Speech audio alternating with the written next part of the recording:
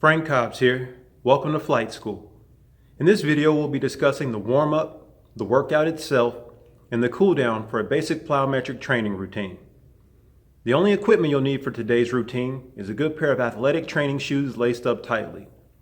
The proper surface for today's routine is any basketball court, grass or turf field, or foam mats, any location that's flat and level with a little bit of give to protect the legs upon landing. You'll notice throughout the duration of this workout that I'm wearing a silver vest. It's an adjustable weight vest that I have set at 10 pounds. I would not advise anyone new to plyometric training to train in a weight vest because of the added stresses on the joints and bones in the lower extremities. This is something that I would reserve for my experienced athletes and those experienced with plyometric training, at least a few months. So, with that being said, let's get started. For the leg swing, we want to swing our leg up to about eye level or as high as we can without putting too much strain on the hamstring muscle.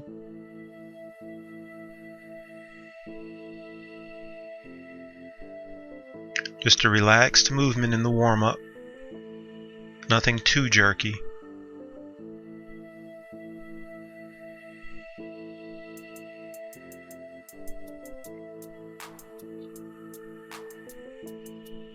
For the high knee pull, we want to just take it slowly. Make sure we pull the knee up to the chest the best we can. Get a good stretch in our gluteus maximus muscles and get our hip flexors going through the full range of motion. Just take your time to focus on balance.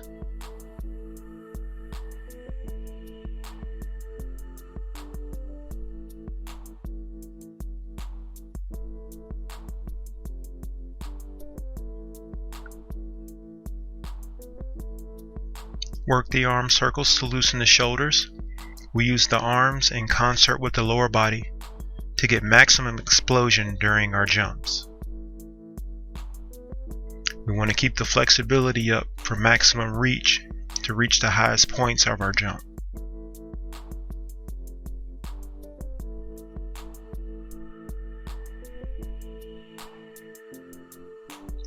With the lateral shuffle, we just want to lower our stance and have a flex in the legs as we go.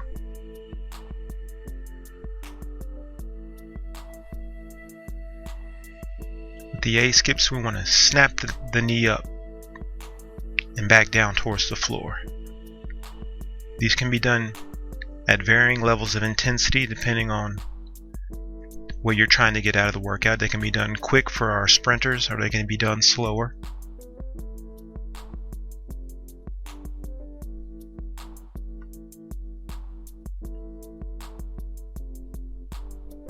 This is our karaoke to open up the hips and get a little twist in the torso. You want to step behind and then in front, behind, then in front.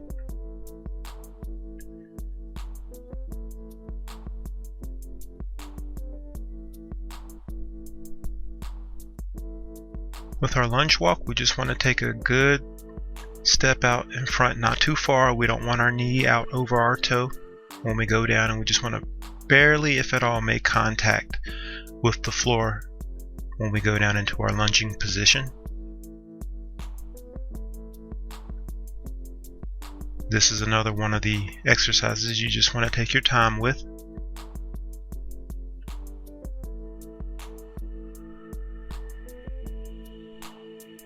And concentrate on the muscles being stretched and warmed up.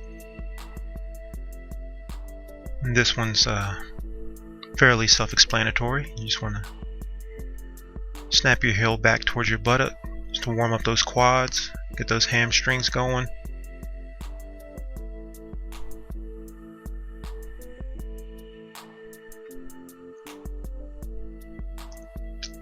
High knees to help get the blood pumping. This is one that will get the heart rate up as well to get our body ready for our workout to come.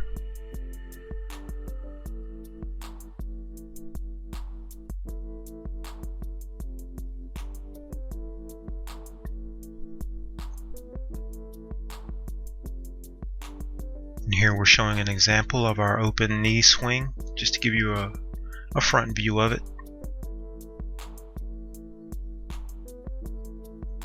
You just want to take your time with this one and try and work the full range of motion.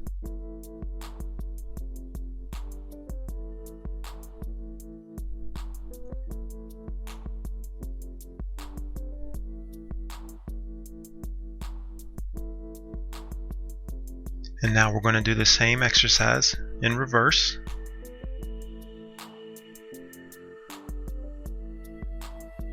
It may feel a little awkward and clumsy to you at first, but once you get it, you'll understand the rhythm and it'll be a little easier for you to move while doing this exercise.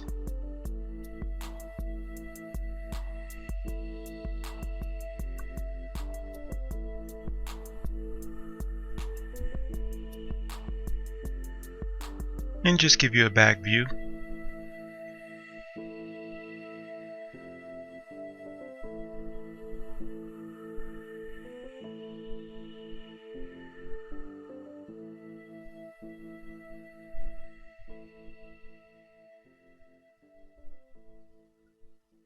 With our lateral lunge walk, we want to just take time to squeeze on both sides, make sure we get a good stretch in our inner thigh, groin region. Also stretches out the hip.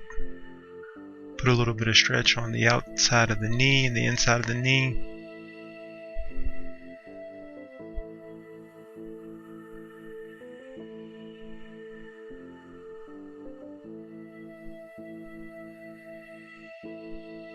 And just warm up to prevent injury. Once we get these joints and muscles good and warm, they'll be able to react the way we want them, and they won't be surprised when we put them into an explosive plyometric movement, a movement that could cause an injury to a muscle that hasn't been warmed up properly.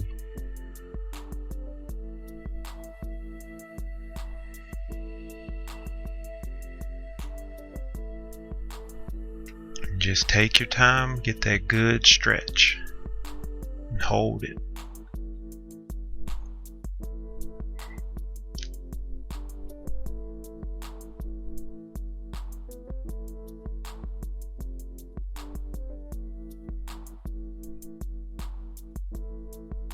And just jog it out, just something to move the blood around.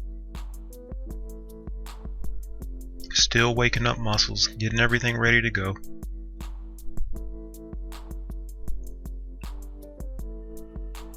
And you want to use this time during your warm-up to not just get physically prepared, but also to get mentally prepared. You know, not everyone comes to the gym or into their workout completely ready to go. And this is an opportunity to get your mind right. And here we have the high skips. The goal is to explode up towards the ceiling. It's not about covering a lot of ground laterally. And make sure you're staying hydrated. Get plenty of fluids in you. If you're thirsty, then you've waited too long. Drink up. And here we have bounds. Landing on the balls of the feet, pulling the knee up as we explode forward and upward.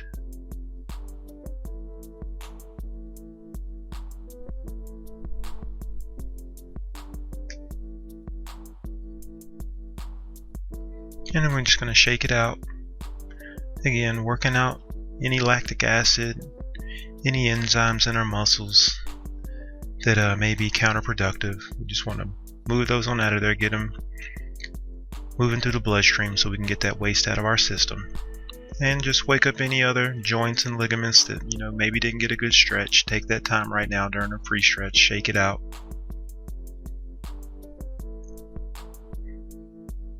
Into our workout now.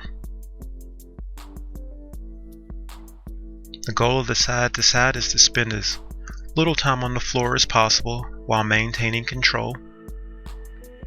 And for each exercise of our workout, I'll just be showing a brief demonstration. I won't be going through each set, and I won't be going through each rest period, just for the sake of time. And with the front to backs, the same way, spending as little time on the floor as possible while maintaining control. And the thing with plyometric exercise is that it can't be confused with cardiovascular endurance training. You do not want to use plyometrics for cardio because of the strain on the ankles and the knees and the hip joints. So you want to do it for short, explosive periods of time with plenty of rest in between.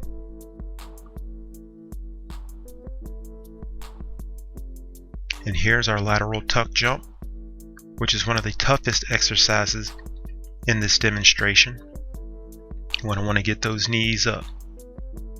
And in the latter sets, this is really going to test you. This is where you're going to see your explosive gains. And you're going to want to take at least 2 minutes of rest between each set, because it asks a lot of you. The same with the heel to butt, 2 minutes rest between each set. You want to pull those heels up to your bottom, snap them back down with good arm action.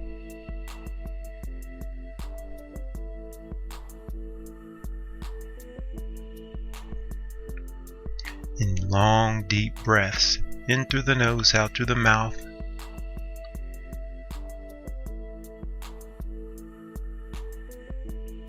And here we have our squat jumps. And you'll notice with my variation of the squat jump, I have my arms folded across in front. This is to maximize the amount of lower body and torso that I have to use in the jump. Normally when we jump, the arm action adds a lot of velocity, and this is forcing me to use more legs, more torso in my jump. Now, you don't have to do it this way. You can use the arm action if you'd like, but this is something that I use to target the lower body.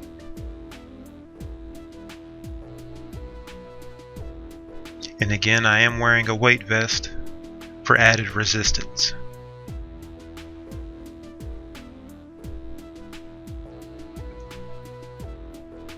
And here we have our split jumps. You want to jump as high as you can on each jump. And then right leg, left leg is 1 rep. So 1. And you want to do 10 of those per set. And here we have our ceiling backboard touches. You can do this rapid fire, or you can load up for each jump. If you're early in the plyometric training, I would suggest taking your time, landing, and then jumping again. If you're an experienced jumper, you can come right back down and go right back up.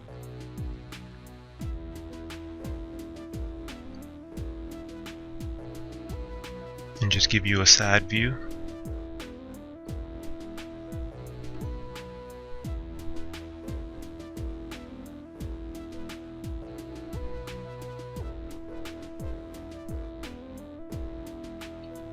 And that's the majority of our workout there. And now we'll just go right into our cool down, and we'll start that off with some stretching.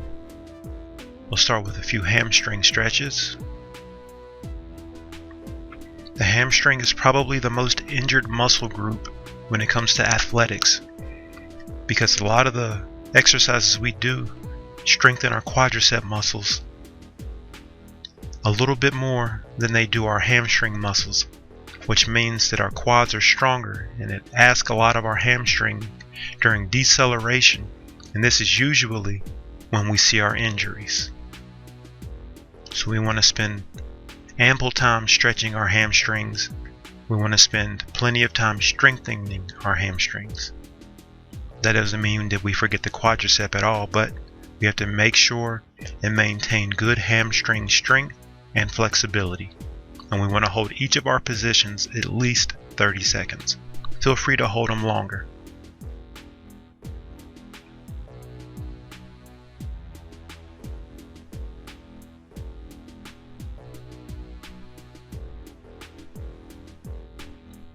For the sake of the video, I'll just be showing each pose for about 5 seconds just to demonstrate how they look.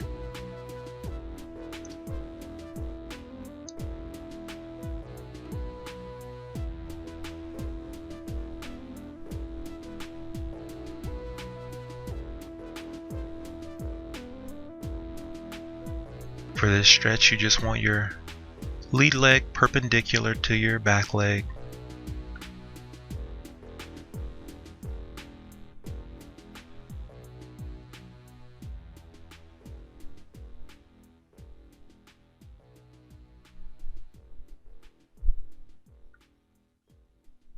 And then the same in the opposite direction.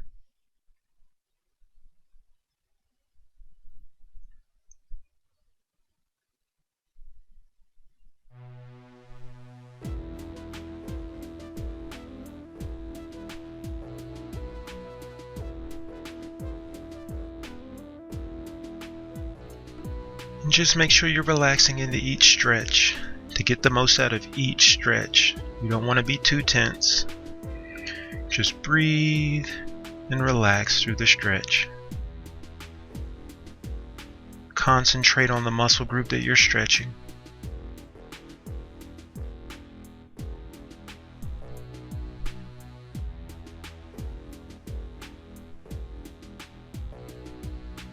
Take this time to think about how you could improve in your next workout. Things that maybe you didn't feel that you did so great in this workout. Maybe you can take that time now and wrap your mind around having a better performance in your next plyometric workout as we transition into our quad and our hip stretches.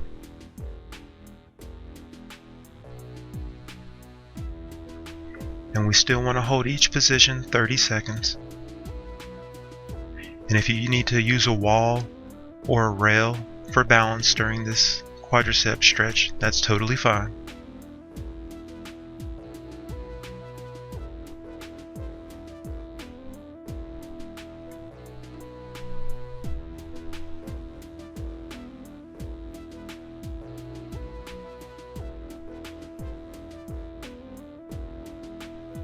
We want to stretch our hip flexors out. With this exercise, you don't want to apply too much pressure because the hip flexor is delicate. It can get a little bit of a strain in it if you stretch too hard. I'm sure that there are athletes who can tell you that they've done a hip flexor stretch and felt a little bit of a pain in the area throughout their workout. So you just want to ease into that stretch.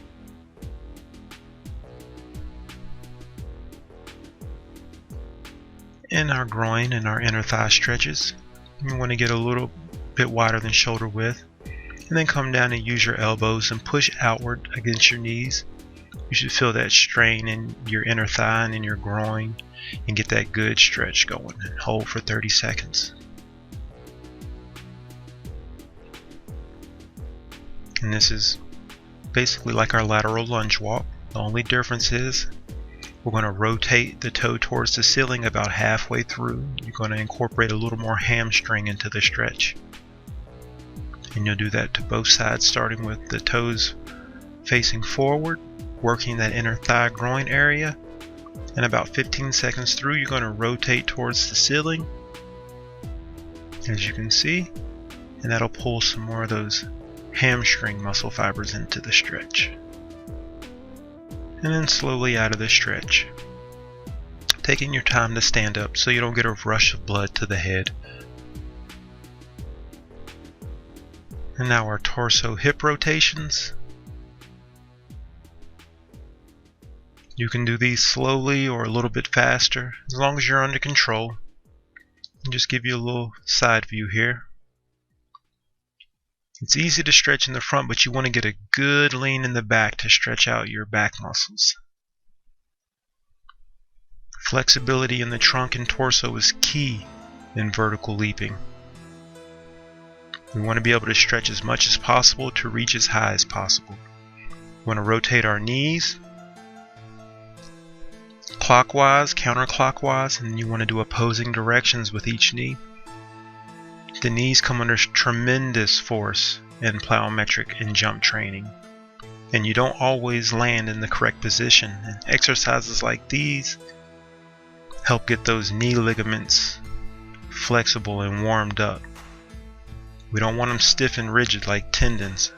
Ligaments are designed to stretch a little bit, so we want to keep them stretched.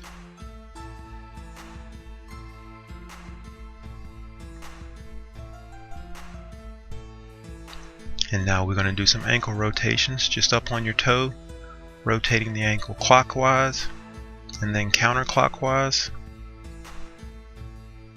And you want to do that with both ankles. This also is very important. The ankle is involved in every plyometric movement.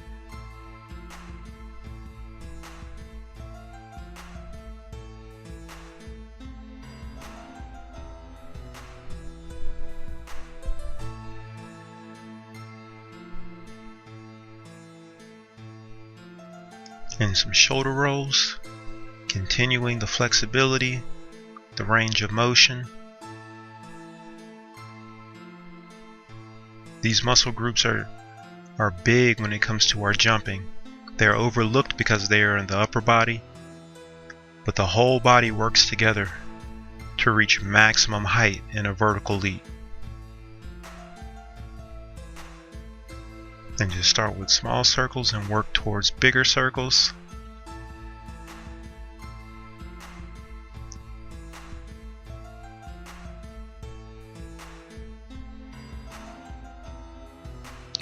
And neck and head rolls. Just take it slow, not too fast. We don't want to get dizzy and lose our balance. Just take it slow, rolling ear, chin to ear towards the back of the neck. Get that full range of motion.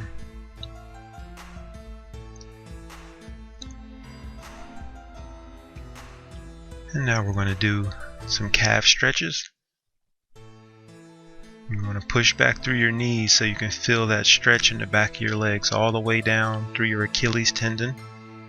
You want to just take your foot and place it on the back of the other to intensify that stretch. And then hold each position for at least 30 seconds. You can also do this exercise on the step as well.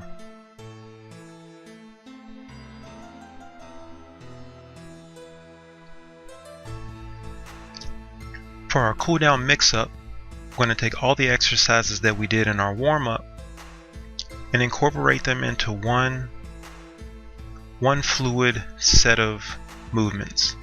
Just transition from one to the other. Doesn't matter how you do it, in any order. Just run through the whole gauntlet.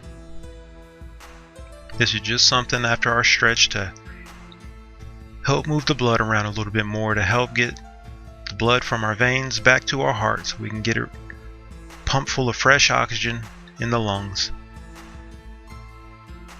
And to help any blood that may be pooling down in our legs, just to get it moving around again.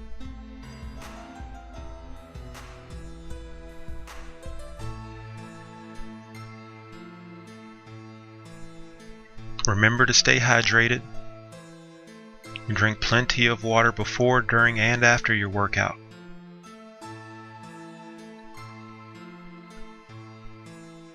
And plyometric training should be done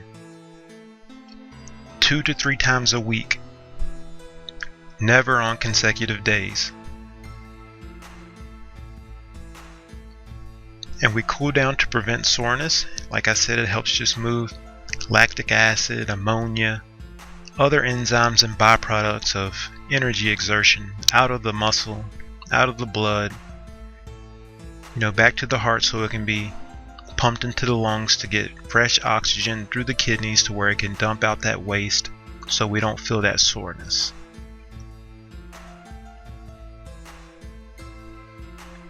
And just take your time with the freestyle, have fun with it. But it is important. You don't want to overlook your cool down.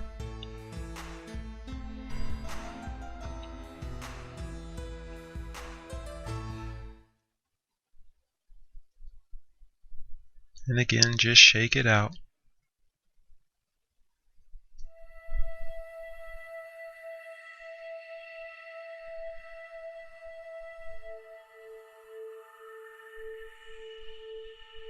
And a little extra for my athletes out there, those looking for a little extra explosive boost. Some sprint starts. 4 to 6 of these at the end of your workout will just give you a little extra.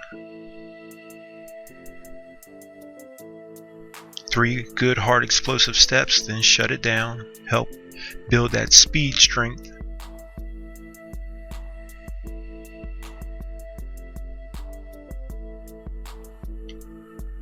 Everything under control.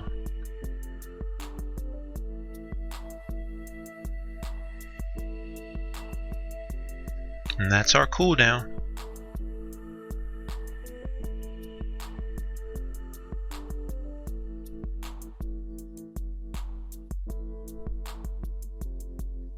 We got to stay flexible.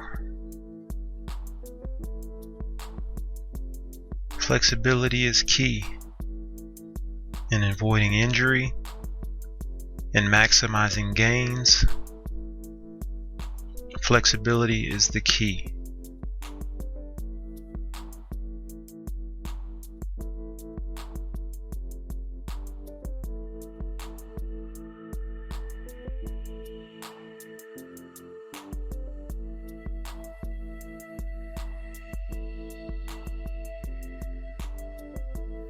Thank you for joining us today at our Fit by Frank Flight School Basics to Plyometric Training. Hope you found some of the information useful. If you did, please share, like, and comment. Be on the lookout for Volume 2 coming soon. Again, I'm Frank Cobbs. Have a great day.